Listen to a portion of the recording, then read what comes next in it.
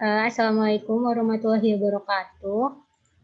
Kami dari kelompok 11 membahas tentang riba dan bunga pada bank berdasarkan perspektif Islam. Sebelumnya perkenalkan, dari kelompok 11 ada Anis Amrina Hafan, kemudian ada Siti Suwarni, kemudian ada saya, Cici Mulyani, dan Nida Anhofiyah. Membahas tentang riba dan bunga tentunya melandaskan pada hukum Islam sendiri. Nah, hukum Islam adalah hukum yang berdasarkan pada ajaran agama Islam atau syariat Islam. Sumber hukum Islam itu sendiri berdasarkan pada Al-Quran dan hadis atau sunnah Rasul, juga fatwa ulama sebagai bentuk ijtihad. Nah, salah satu contoh hukum Islam yang terdapat dalam Al-Quran dan sering ada dalam kehidupan sehari-hari kita, yaitu hukum melakukan riba dan bunga. Maka bagaimana Islam mengaturnya, kita akan membahasnya bersama-sama. Nah, pembahasan pada presentasi kali ini ada 4. Yang pertama, mulai dari arti dari riba dan bunga, bank syariah dan konvensional. Yang kedua, ada konsep riba dan bunga. Yang ketiga, ada hukum Islam mengenai riba dan bunga. Dan yang terakhir ada sistem pengganti riba dan bunga. Baik, saya di sini akan menjelaskan arti dari riba, bunga, bank syariah, dan konvensional. Riba dan bunga adalah sistem yang ada pada bank konvensional. Lalu bagaimana dengan sistem dalam bank syariah? Arti dari bank konvensional yaitu bank yang melaksanakan kegiatan usaha secara konvensional yang dalam kegiatannya memberikan jasa dalam lalu lintas pembayaran, di mana penghimpunan dan dana maupun dalam rangka penyaluran dananya memberikan dan mengenakan imbalan berupa bunga atau sejumlah imbalan dalam persentase tertentu dari dana untuk satu periode tertentu. Nah, arti dari bank syariah sendiri itu lembaga keuangan yang usaha pokoknya memberikan pembiayaan dan jasa-jasa lainnya dalam lalu lintas pembayaran serta peredaran uang yang mengoperasikannya disesuaikan dengan prinsip syariat Islam. Nah, arti bunga sendiri secara leksikal disebut interest rate, berarti bunga adalah tanggungan pada peminjam uang yang biasanya dinyatakan dengan persentase dari uang yang dipinjamkan. Arti riba secara etimologis berarti tambahan, aziyadah, berkembang, an-numuwu, membesar, al-ulwu, dan meningkat, al-irtifa. Pengertian riba secara teknis menurut para fuqaha adalah pengambilan tambahan dari harta pokok atau modal secara batil baik dalam utang piutang maupun jual beli. Selanjutnya konsep riba dan bunga yang akan dijelaskan oleh teman saya, Anis Amrina. Terima kasih. Saya akan menjelaskan tentang konsep riba dan bunga. Yang pertama ada jenis riba, terus barang ribawi, ada prinsip transaksi, praktek riba yang dibenarkan, bunga dalam ekonomi Islam, dan teori bunga. Macam-macam riba itu ada 2. Yang pertama yaitu riba akibat utang piutang dan riba akibat jual beli. Riba akibat utang piutang itu terbagi menjadi 2, yaitu riba qard, yaitu riba yang terjadi ketika transaksi utang piutang yang tidak memenuhi kriteria untuk muncul bersama resiko dan hasil usaha muncul bersama biaya. Transaksi semacam ini berarti mengandung pertukaran kewajiban menanggung beban hanya karena perjalanan waktu. Terus ada riba jahiliyah. Riba jahiliyah adalah riba yang terjadi akibat adanya utang yang dibayar melebihi pokok utamanya.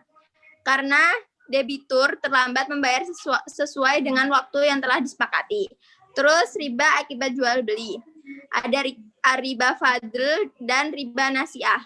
Riba fadl adalah riba karena pertukaran barang sesama jenis tetapi jumlahnya tidak seimbang. Sedangkan riba nasi'ah adalah pertukaran barang sejenis dan jumlah yang dilebihkan karena melebihi jangka waktu. Terus ada jenis-jenis bawang ribawi. Itu ada emas, perak, dan perak, baik dalam bentuk uang maupun dalam bentuk lainnya. Terus ada bahan makanan seperti beras, gandum, jagung, serta bahan makanan tambahan seperti lauk pauk, sayur-sayuran, dan buah-buahan. Ada prinsip riba dalam transaksi.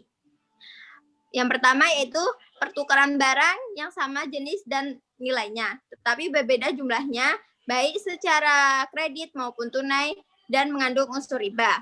Terus ada pertukaran barang yang sesama jenis dan jumlahnya, tetapi berbeda dengan nilai dan harganya, dan dilakukan secara kredit, serta mengandung unsur riba. Pertukaran semacam ini akan dilakukan pertukaran seperti ini akan bebas dari unsur riba apabila dijalankan dari tangan ke tangan secara tunai. Terus ada pertukaran barang yang berbeda jenis, nilai, dan kualitasnya. Baik secara kredit dari tangan ke tangan, berbebas dari riba sehingga diperbolehkan. Terus ada pertukaran barang yang sama nilainya dan harganya tetapi berbeda jenis dan kualitasnya, serta dilakukan secara kredit dan mengandung unsur riba. Tetapi apabila transaksi ini dilakukan dengan tangan ke tangan secara tunai, maka terbebas dari riba. Selanjutnya ada praktik riba yang dibenarkan. Sekalipun ayat Al-Quran dan hadis Nabi sudah sangat jelas ya melarang praktik riba, tetapi masih ada beberapa cendekia yang membenarkan praktik riba dengan alasan yang pertama, dalam keadaan darurat sehingga bunga dihalalkan hukumnya. Terus hanya bunga yang ertipat ganda saja yang diharamkan, sedangkan suku bunga yang wajar tetap diperkenankan. Terus bunga sebagai lembaga tidak termasuk sebagai mukallaf sehingga bank tidak terkena kitab yang dilarang sebagaimana yang ada di dalam Al-Quran dan hadis. Terus ada bunga dalam ekonomi Islam. Nah, terus konsep bunga itu adalah yang dipraktikkan dalam bisnis berdasarkan kapitalisme. Contohnya, tidak berdiri dari norma-norma etika atau norma-norma tempo seliro atau toleransi atau norma-norma kemanusiaan. Terus ada confounded dan interest. Terus ada teori bunga bank. Ada beberapa teori. Yang pertama yaitu teori abstinence. Abstinence teori ini mengandung bahwa bunga adalah sejumlah uang yang diberikan kepada seseorang karena pemberi pinjaman telah menahan diri dari keinginannya memanfaatkan uangnya sehingga semata-mata itu tuh untuk memenuhi keinginan peminjam dan mengorbankan untuk menahan keinginan sehingga menunda suatu kepuasan menuntut adanya kompensasi dan kompensasi itu adalah bunga. Terus ada teori bunga. Teori bunga ini tuh sebagai imbalan sewa. Teori ini menganggap uang sebagai barang yang telah menghasilkan keuntungan bila mana digunakan sebagai produksi. Terus ada teori produksi konsumtif. Teori ini menganggap uang yang dipinjamkan itu akan mendapatkan keuntungan dari orang yang dipinjamkan. Terus ada juga teori opportunity cost theory. Jadi teori ini itu mengandung bahwa dengan meminjamkan uangnya itu berarti peminjam menunggu dan menahan diri untuk tidak menggunakan modal sendiri guna memenuhi keinginan sendiri. Terus ada teori kemutlakan produksinya. Teori ini itu beranggapan bahwa modal mempunyai kesanggupan sebagai alat untuk memproduksi dan modal itu mempunyai kekuatan untuk menghasilkan barang-barang dalam jumlah yang besar. dari apa yang dihasilkan. Nah, tanpa memakai modal, modal itu sanggup menghasilkan benda-benda yang lebih berharga dan pada yang dihasilkan itu tanpa modal. Dan modal sanggup menghasilkan nilai yang lebih besar dari nilai modal itu sendiri. Seperti itu. Terus ada teori nilai uang. Teori nilai uang pada masa mendatang. Oh, salah. Ada teori nilai uang pada masa mendatang lebih rendah. Nah, teori ini menganggap bunga sebagai selisih nilai. Nah, selisih nilai ini diperoleh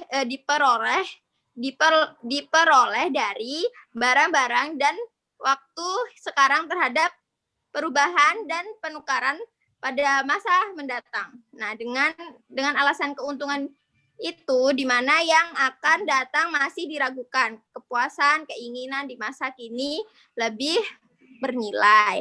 Terus ada teori inflasi. Maaf ya, teori inflasi. Teori ini menganggap adanya kecenderungan penurunan nilai dari masa datang. Nah, maka mengambil beberapa tambahan uang yang dipinjamkan. Itu merupakan suatu yang lebih logis sebagai kompensasi penurunan nilai uang selama dipinjamkan. Selanjutnya, hukum Islam mengenai riba dan bunga yang akan dijelaskan oleh Saudari Cici Trimulyani. Terima kasih. Nah, selanjutnya ada hukum Islam yang melarang tentang riba dan bunga. Nah, ajaran Islam memuat secara jelas tentang bunga atau riba. Nah, seseorang yang memakan riba sangat dikutuk dan diingatkan akan diancam dengan siksa neraka. Nah, disebutkan bahwa riba merupakan perbuatan orang-orang yang tidak beriman sebagai ujian bagi orang yang beriman untuk meninggalkannya. Nah, Islam membenarkan pengembangan uang dengan cara jual beli dalam perdagangan dalam firman Allah, Quran Surat An-Nisa ayat 29 yang memiliki arti, hai orang-orang yang beriman, jangan kamu saling memakan harta sesamamu di antara kamu dengan cara yang batil atau tidak benar, kecuali dalam perdagangan yang berlaku atas dasar suka sama suka di antara kamu. Dan janganlah kamu membunuh dirimu, sesungguhnya Allah Maha Penyayang kepadamu. Nah, Islam memberi pada siapa yang berusaha akan mengembangkan usahanya dengan jalan riba, maka diharamkan sedikit pun maupun banyak, dan mencela orang-orang Yahudi yang menjalankan riba padahal mereka telah dilarangnya. Nah, proses pelarangan riba itu ada 4 tahap. Yang pertama, tahap pertama turunnya Quran Surat Ar-Rum ayat 39, yang kedua Quran Surat An-Nisa 160-161, dan yang ketiga Quran Surat Ali Imran ayat 130 yang sudah jelas melarang, dan kemudian yang terakhir adalah Quran Surat Al-Baqarah ayat 278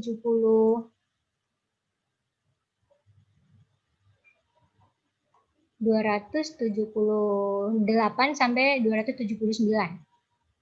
Nah, tahap pertama yaitu penolakan terhadap anggapan bahwa riba merupakan upaya menolong mereka yang memerlukan sebagai perbuatan mendekatkan diri kepada Allah.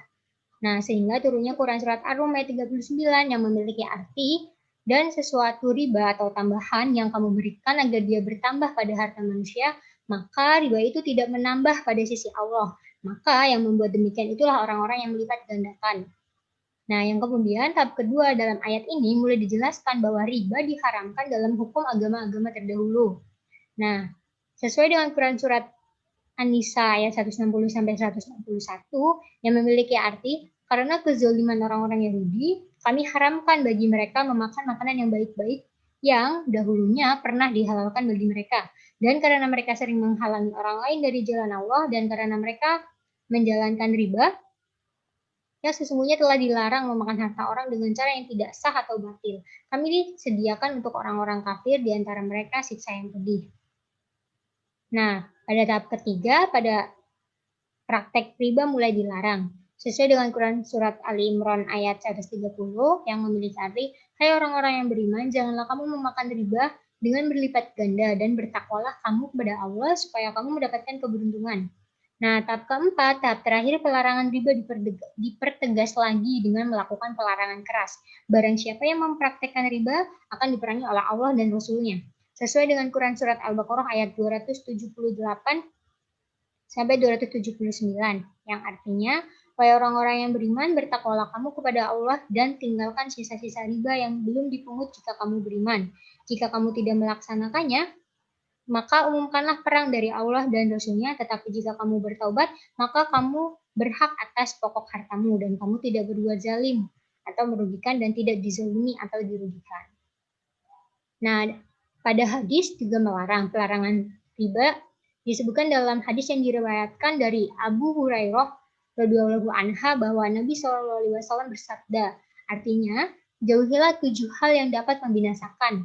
Para sahabat bertanya kepada Rasulullah, apa itu ya Rasulullah? Jawaban beliau, pertama, musyrik kepada Allah. Yang kedua, sihir. Yang ketiga, membunuh jiwa yang telah diharamkan kecuali dengan cara yang hak. Yang keempat, memakan riba. Yang kelima, memakan harta anak yatim. Keenam, melarikan diri pada saat pertemuan dua pasukan. Dan yang terakhir, menuduh berzina seseorang perempuan baik-baik. Menuduh seorang perempuan berzina baik-baik yang tidak tahu menahu tentang urusan ini dan beriman kepada Allah. Hadis riwayat Bukhari dan Muslim. Sekian dari pelarangan riba dan bunga dalam ayat Al-Quran. Selanjutnya, ekonomi Islam atau syariat Islam memiliki sistem pengganti untuk riba dan bunga dan akan dijelaskan oleh saudara Nida Anfaqiyah. Silakan. Baik, terima kasih. Untuk sistem pengganti riba dan bunga ini, Islam mengajarkan sebuah sistem kerjasama bisnis bernama syirkah. Jadi dalam arti bahasa, syirkah berarti meleburkan atau mencampurkan dua bagian sedemikian rupa, sehingga tidak bisa lagi dibedakan dengan bagian lain. Sedangkan menurut syariat, syirkah adalah suatu akad antara dua pihak atau lebih yang bersepakat untuk melakukan suatu bisnis dengan tujuan memperoleh keuntungan.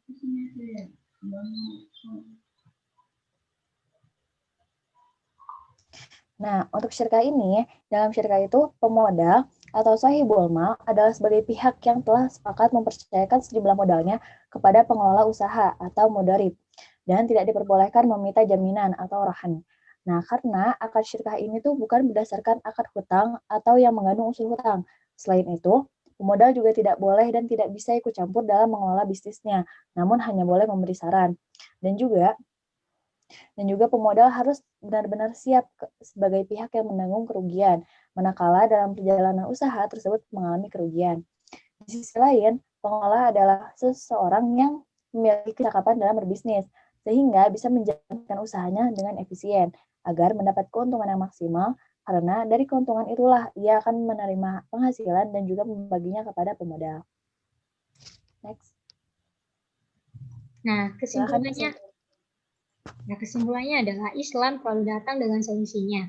Dari pelarangan riba dan bunga, ekonomi Islam memberikan sistem pengganti yang disebut syirah, atau suatu akad antara dua pihak atau lebih yang bersepakat untuk melakukan suatu bisnis dengan tujuan memperoleh keuntungan. Menghindarkan diri dari riba dan bunga merupakan hal yang cukup sulit. Namun, apabila semua diniatkan untuk mencari ridho Allah Subhanahu wa Ta'ala, maka insya Allah akan diberi kemudahan dan maslahah dalam kehidupan dunia dan akhiratnya.